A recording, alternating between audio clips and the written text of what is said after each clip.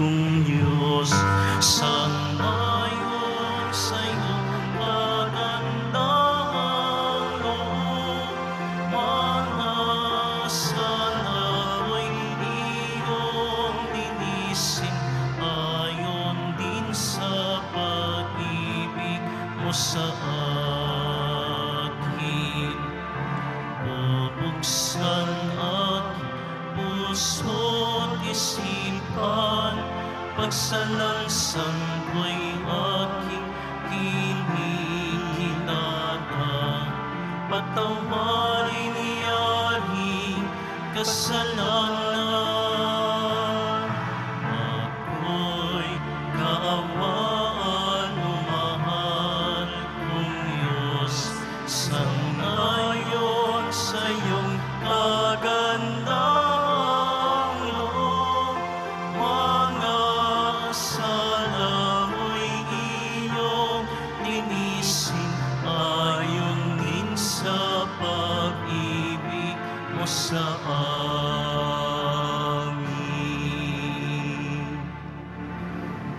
Sa ngalan ng Ama at ng Anak at ng Espiritu Santo, Amen. ang pagpapala at kapayapaan mula sa Diyos na Ama natin at sa Panginoong Hesukristo naway sumainyo. At sumainyo rin. Mga kapatid, tinipon tayo bilang kaanib na angkan ng Diyos, kaya dumulog tayo sa maawaing Panginoong nagpapatawad ng lubos. Sinugong tagapagpagaling sa mga nagsisisi, Panginoon, kaawaan mo kami. Panginoon, kaawaan mo kami. Dumating na tagapag-anyayang mga makasalanan ay magsisi, Kristo, kaawaan mo kami. Kristo, kaawaan mo kami. Nakaluklok ka sa kanan ng Diyos Ama para ipamagitan kami. Panginoon, kaawaan mo kami. Panginoon, kaawaan mo kami. Kaawaan tayo ng makapangyarihang Diyos, patawarin tayo sa ating mga kasalanan at patnubayan tayo sa buhay na walang hanggan. Amen. Manalangin tayo. Ama naming makapangyarihan, pinananauli at pinahalagahan mo ang wagas na katapatan. Itaguyod mo ang aming kalooban upang mahubog sa sigasig ng iyong Espiritu at maging matatag sa pananalig at masipag sa gawa ng pag-ibig sa pamamagitan ni Jesucristo kasama ng Espiritu Santo magpasawalang hanggan. Amen. Magsiupo muna ang lahat. Pagbasa mula sa aklat ni Propeta Jeremias. Sinasabi ng Panginoon, parurusahan ko ang sinumang tumatalikod sa akin at nagtitiwala sa kanyang kapwa, sa lakas ng mga taong may hangganan ang buhay. Ang katulad niya ay halamang tumutubo sa ilang, sa lupang tigang at sa lupang maalat na walang ibang tumutubo, walang mabuting mangyayari sa kanya. Ngunit maligaya ang taong nananalig sa Panginoon. Pagpapalain ang umaasa sa Kanya. Ang katulad niya ay halamang nakatanim sa tabi ng batisan. Ang mga ugat ay patungo sa tubig. Hindi ito manganganib kahit dumating ang tag-init, sapagkat mamamalaging luntian ang mga dahon nito. Kahit di umulan, ay wala itong aalahanin, patuloy pa rin itong mamumunga. Sino ang makaunawa sa puso ng tao? Ito'y magdaraya at walang katulad. Wala nang lunas ang kanyang kabulukan. Akong Panginoon, ang sumisiyasat sa isip at sumusubok sa puso ng mga tao. Ginagantihan ko ang bawat isa ayon sa kanyang pamumuhay at ginagantimpalaan ayon sa kanyang ginagawa. Ang salita ng Diyos. Salamat sa Diyos. Mapalad ang umaasa sa Panginoon tuwina. Mapalad ang umaasa sa Panginoon tuwina. Mapalad ang tao hindi naakit niyong masasama upang sundan niya ang kanilang payo't maling halimbawa. Hindi sumasama sa sinumang taong ang laging adhikay, pagtawanan lamang at hamak-hamakin ang Diyos na dakila. Nagagalak siyang lagi magsaliksik ng banal na aral. Ang utos ng poon siyang binubulay sa gabi at araw. Mapalad ang umaasa sa Panginoon tuwina. Ang katulad niya ay isang punong kahoy sa tabing batisan. Sariwa ang dahot, laging namumunga sa kapanahunan. At anumang gawin ay nakatitiyak na magtatagumpay. Mapalad ang umaasa sa Panginoon tuwina. Ngunit ibang-iba ang masamang tao, ipa ang kawangis. Siya'y natatangay at naipapadpad kung hangi umiihip. Sa taong matuwid ay Panginoon siyang mag-iingat, ngunit kailanman ang mga masama ay mapapahamak. Mapalad ang umaasa sa Panginoon tuwina. Magsitayo po ang lahat.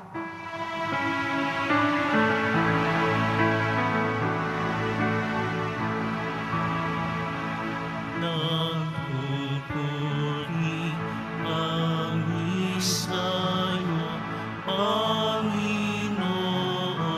Jesucristo. Nagpupuri kami sa'yo, Panginoon Jesucristo. Mapalad ang nag-iingat sa kaniyang pusong matapat ng salitang nagbubuhat sa poong Diyos ng liwanag, sa tiyaga'y aaning ganap. Nagpupuri kami sa'yo, Panginoon Jesucristo. Sumainyo ang Panginoon. At sumayo rin. Ang mabuting balita ng Panginoon ayon kay San Lucas. Papuri sa iyo, Panginoon.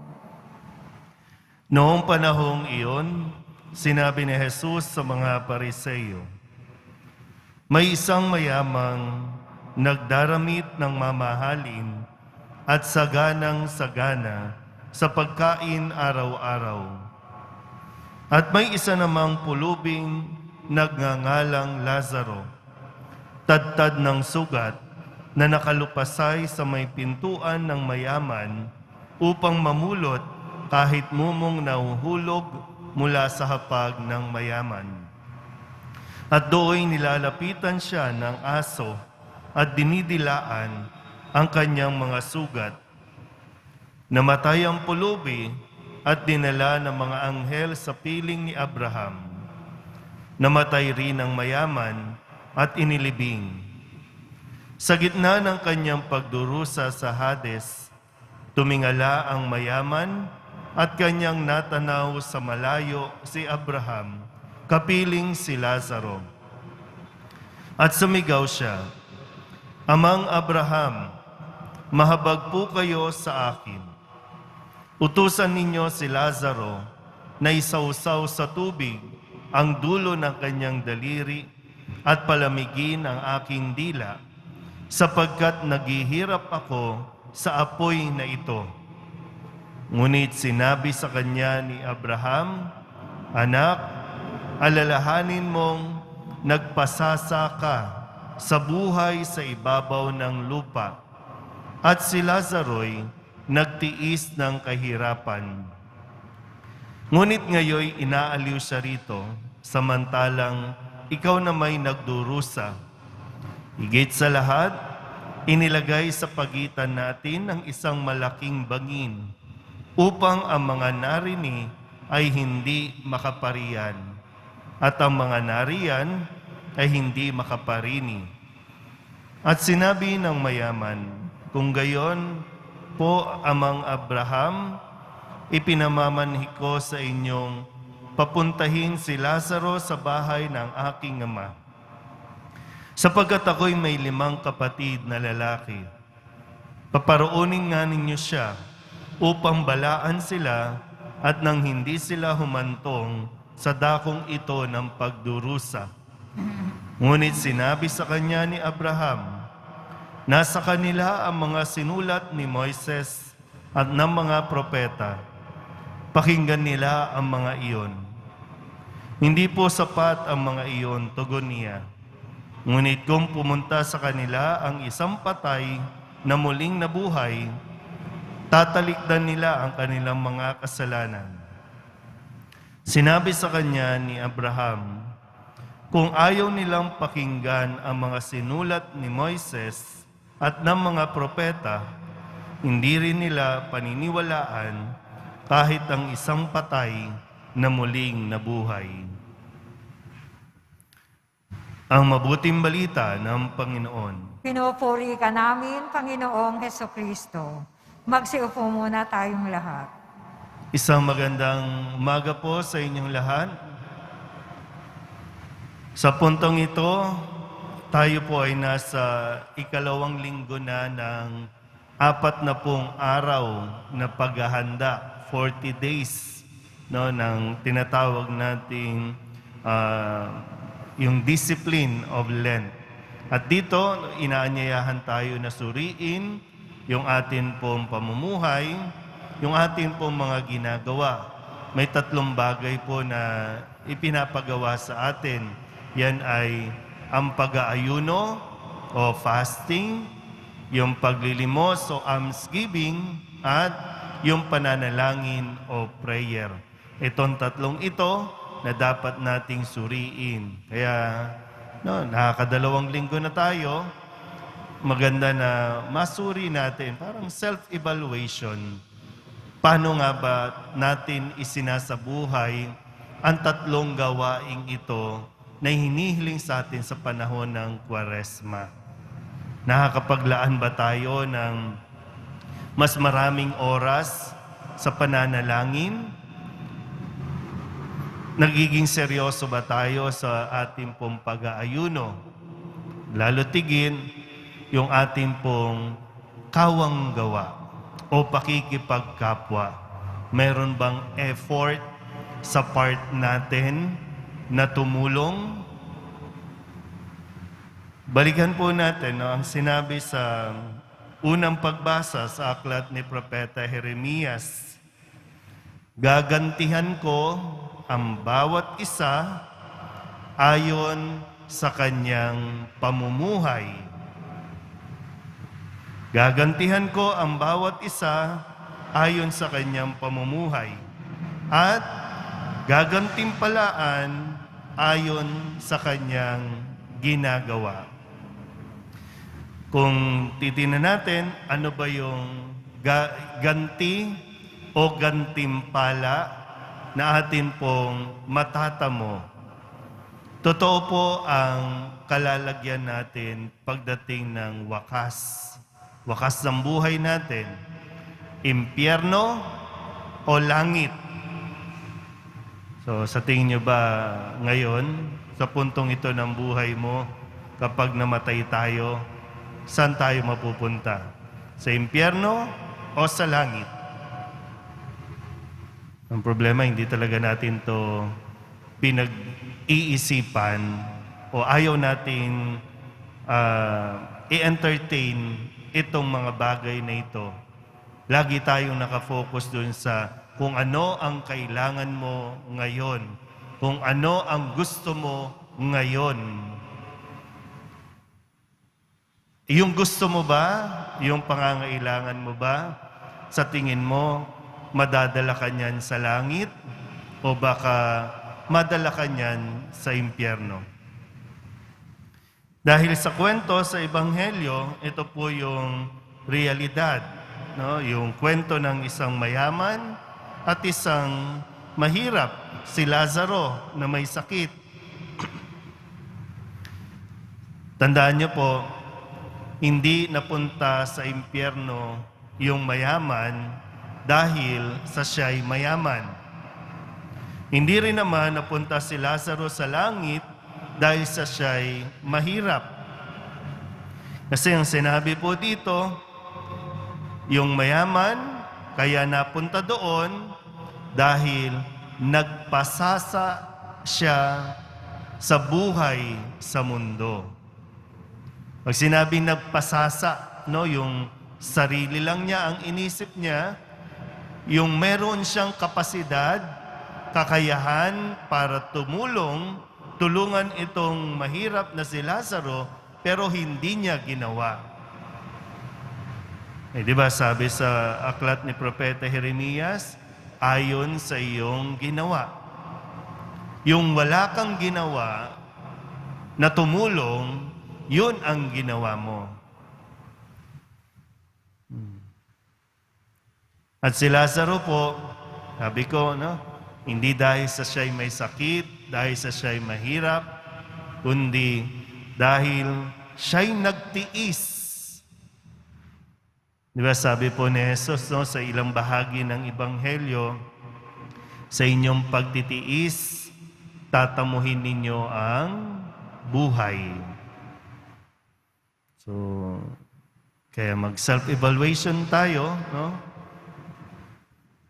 Kung ano nga ba, paano nga ba tayo, kumbaga, paano natin na ipe-perform ang buhay natin ngayon. Pero mas maganda po na mahirap kasi kung lagi na lang tayo ang tingin natin sa sarili natin, tayo yung mahirap, tayo yung nangangailangan ng tulong. Tayo yung panay hingi lang ng hingi. Pagsumikapan din natin na tayo po ay makapagbigay.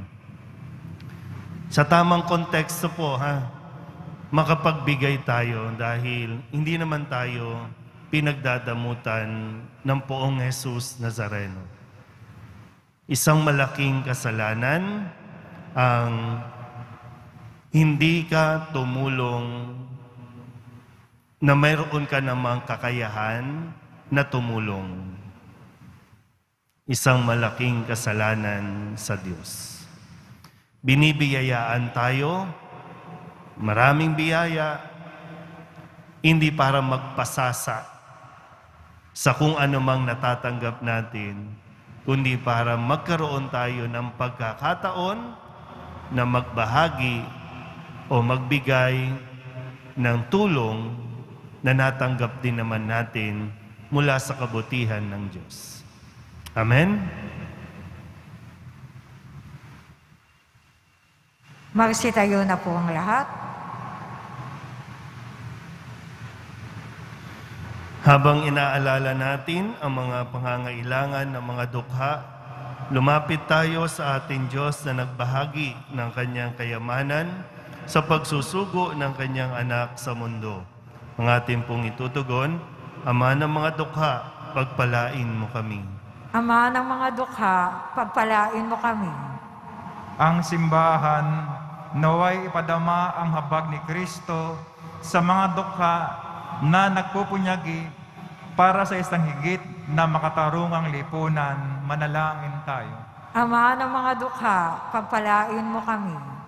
Ang mga natutuksong maging alipin ng kayamanan at kapanatagang dulot ng mga material na bagay, naway makaunawa na nagmumula ang espiritual na kahirapan sa pagtangging magbahagi sa kapwa. Manalangin tayo. Ama ng mga dukha, pagpalain mo kami. Tayong lahat naway tumanggap ng biyayang magpakita ng awa at habag, pag-unawa at pagiging bukas palad sa mga nangangailangan. Manalangin tayo. Ama ng mga dukha, pagpalain mo kami. Ang mga may sakit, naway palakasin ng init ng mapagmahal na presensya ng Diyos. Manalangin tayo. Ama ng mga dukha, pagpalain mo kami. Idulog din natin sa Panginoon ang ating mga personal na kahilingan at mga panalangin para sa ating mga pamilya. Ganon din ang lahat ng mga misang pasasalamat, espesyal na intensyon at mga kaluluwa na inihiling na ipagdasal sa misang ito.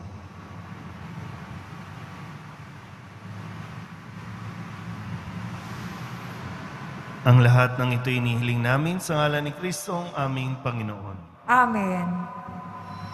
Magsiupo muna po ang lahat.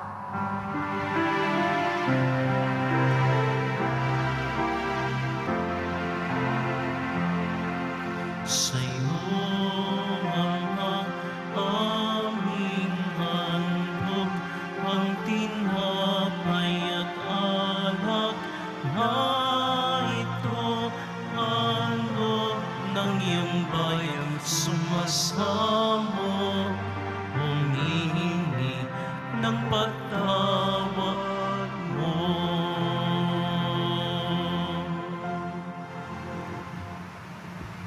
Magsitayo na po ang lahat. Manalangin kayo mga kapatid upang paghahain natin ay kalugdan ng Diyos Amang makapangyarihan. Tanggapin nawa ng Panginoon itong pag-aahin sa iyong mga kamay, sa kapurihan niya at karangalan, sa ating kapakinabangan at sa buong sambayan niyang banal.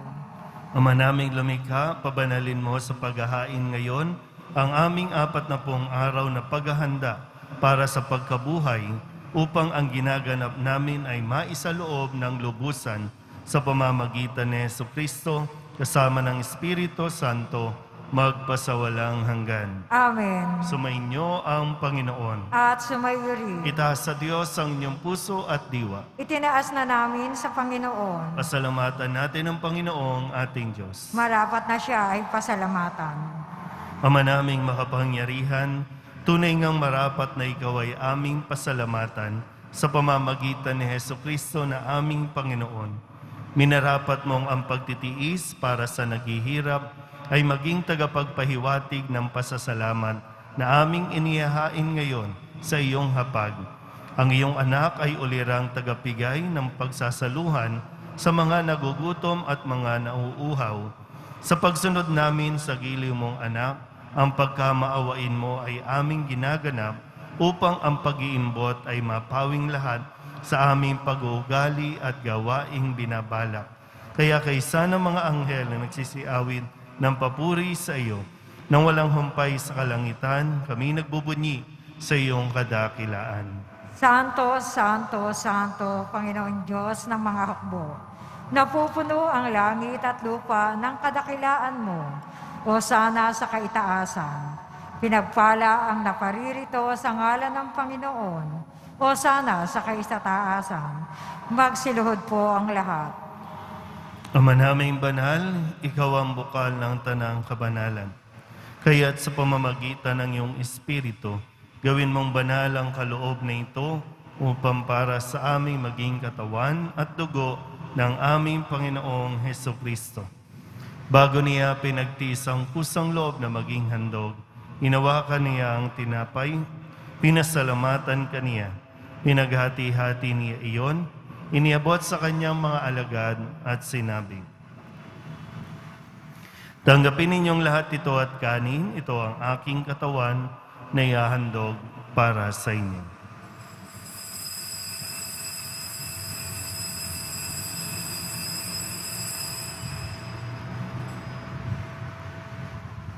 Gayun din naman nang matapos ang hapunan, hinawakan niya ang kalis, muli kaniyang pinasalamatan. Iniabot niya ang kalis sa kanyang mga alagad at sinabi, "Tanggapin ninyong lahat ito at inumin. Ito ang kalis ng aking dugo, ng bago at walang hanggang tipan. Ang aking dugo na ibubuhos para sa inyo at para sa lahat, sa ikapagpapatawad ng mga kasalanan. Gawin ninyo ito sa pag-alaala sa akin."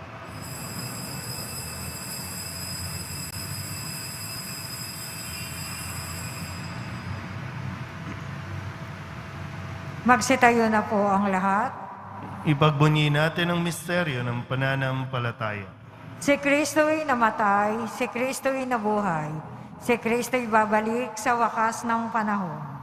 Ama, ginagawa namin ngayon ang pag-alaala sa pagkamatay at muling pagkabuhay ng iyong anak. Kaya tiniaalay namin sa iyo ang tinapay na nagbibigay buhay at ang kalis na nagkakaloob ng kaligtasan. Kami nagpapasalamat dahil kami iyong minarapat na tumayo sa harap mo para maglingkod sa iyo. Isinasamo namin kami magsasalo-salo sa katawan at dugo ni Kristo ay mabuklod sa pagkakaisa sa pamamagitan ng Espiritu Santo. Ama, lingapin mo ang iyong simbahang laganap sa buong daigdig. Puspusin mo kami sa pag-ibig kay San Francisco na aming Papa at ni Jose na aming Obispo at ng Tanang Kaparian. Alalahanin mo rin ang mga kapatid naming nahimlay na may pag-asang sila'y muling mabubuhay, gayon din ang lahat ng mga pumanaw. Kawaan mo sila at patuloyin sa iyong kaliwanagan. Kawaan mo at pagindapating kaming lahat na makasalo sa iyong buhay na walang wakas. Kaysa ng mahal na Birhen Maria na Ina ng Diyos, ng kabiyak ng puso niyang si San Jose. Kaysa ng mga apostol at ng lahat ng mga banal na namuhay dito sa daigdig ng kalugod-lugod sa iyo, may pagdiwang nawa namin ng papupuri sa ikararangal mo sa pamamagitan ng iyong anak na aming Panginoong Hesukristo. Sa pamamagitan ni Kristo, kasama niya at sa Kanya, ang lahat ng parangal at papuri ay sa iyo, Diyos Amang makapangyarihan, kasama ng Espiritu Santo, magpasawalang hanggan. Amen.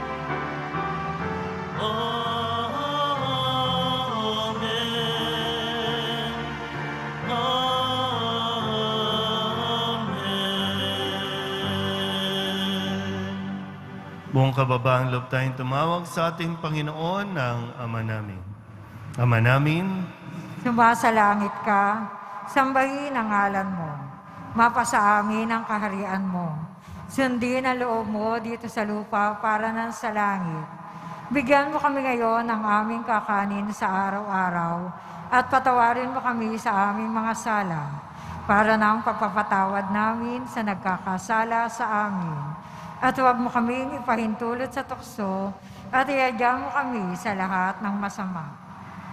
hinihiling namin kami iadya sa lahat ng masama, pagkalooban ng kapayapaan araw-araw, iligtas sa kasalanan at ilayo sa lahat ng kapahamakan, samantalang aming pinananabikan ang dakilang araw ng pagpapahayag ng tagapagligtas naming si Jesucristo.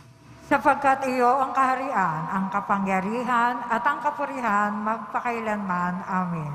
Panginoong Jesucristo, sinabi mo sa iyong mga apostol, kapayapaan ang iniiwan ko sa inyo, aking kapayapaan ang ibinibigay ko sa inyo.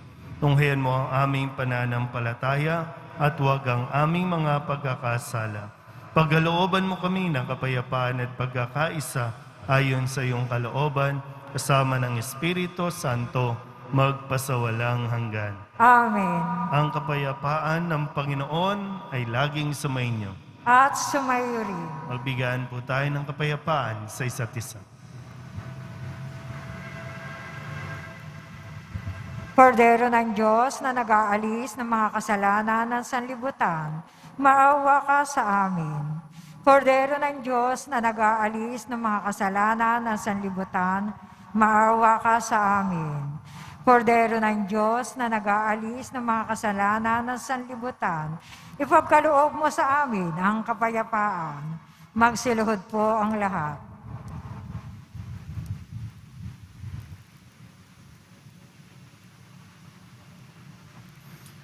Ito ang kordero ng Diyos. Ito ang nag-aalis ng kasalanan ng sanlibutan. Mapalad ang mga inaanyayahan sa kanyang piging. Panginoon, hindi ako karapat-dapat na magpatuloy sa iyo. Ngunit sa isang salita mo lamang ay gagaling na ako.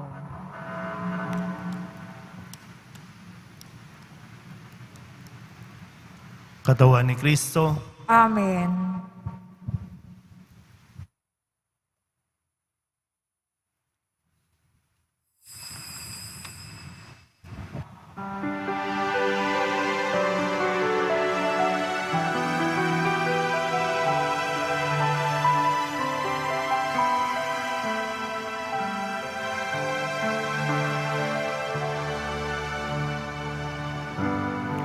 Sa pagmamahal ng Diyos, sino ang makahihigit?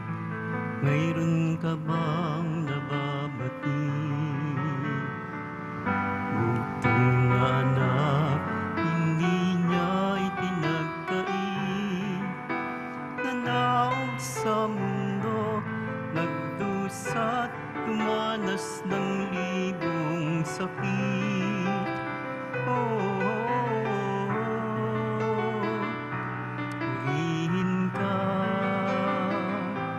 sa dakilang pagmamahal mo. Kahit bayaran ka, hindi sapat ito upang ibalik ang dugong itinigis ng iyong anak para sa akin.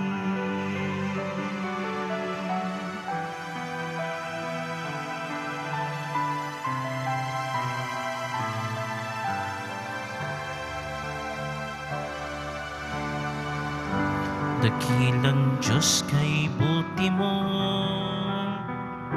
sa isang tulad kong masuwayin sa nais mo. Di man pansin, laki ng pagmamahal mo, tinanggap pa rin ako, pinatawad sa mga kasalanan ko.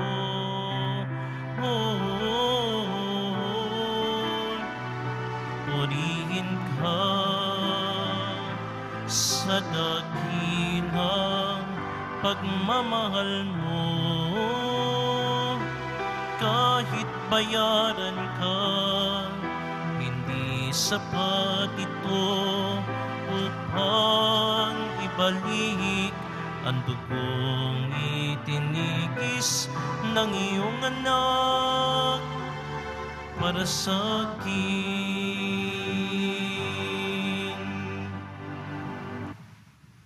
Manalangin tayo. Ama naming mapagmahal, ang pinapakinabang naming paghahain ay mamalagi nawa sa aming gawain at magpatibay sa mga ginaganap namin sa pamamagitan ni Jesucristo, kasama ng Espiritu Santo, magpasawalang hanggan. Amen. Sumainyo ang Panginoon. At sumayo rin. Manalangin tayo para sa pagbabasbas. Mahal na pong Jesus Nazareno, inihayag mo sa pamamagitan ng krus ang walang maliw na pag-ibig ng Diyos sa sangkatauhan. Pakinggan mo ang kahilingan ng iyong angkan na nagsusumamo sa iyo. Makamtanawa nila ang iyong katugunan at tanggapin ang kasagutan na may utang na loob na tinatanaw. Basbasan din po ninyo ang mga dala-dala nilang mga imahin at dasalan at lahat ng mga may karamdaman. Sa pamamagitan ng bendisyon na ito, naway maalala nila ang mga pangako nila noon sa binyag, na ikaw ang kanilang ibigin at paglilingkuran bilang Panginoon magpasawalang hanggan. Amen. At pagpalain kayo ng makapangyarihang Diyos, Ama at Anak at Espiritu Santo. Amen. Umayo kayong taglayang kapayapaan ng Poong Jesus Nazareno. Salamat sa Diyos. Magandang umaga po.